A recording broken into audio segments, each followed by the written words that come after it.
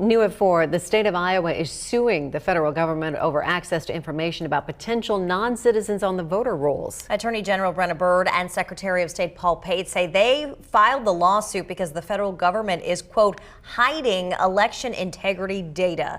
In October, the Secretary of State's office said dozens of people on the voter rolls had told the DOT they were not citizens at some point in the past.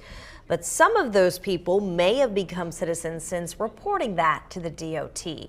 Pate says the United States Citizenship and Immigration Services refused to hand over immigration records for those people, so his office had to use, quote, imperfect methods to verify those voters' citizenship.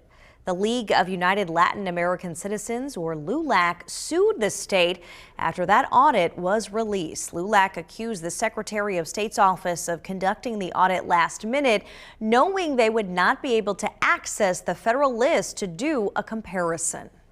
So this was a ploy. This was a ploy to just scare people who had become naturalized citizens and to make them think that if they voted that they would be committing a crime.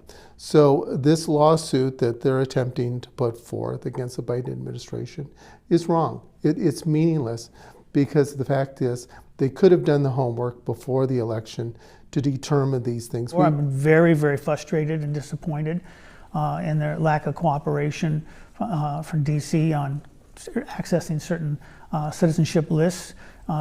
It frustrated me watching this last election when I knew the list was right here in downtown Des Moines, that they could have just handed over and we could have been able to know exactly how many non-citizens were registered in Iowa. KCCI sent an open records request in October for any communication between the DOT and the Secretary of State's office related to non-citizen voter rolls, and that public information still has not been provided.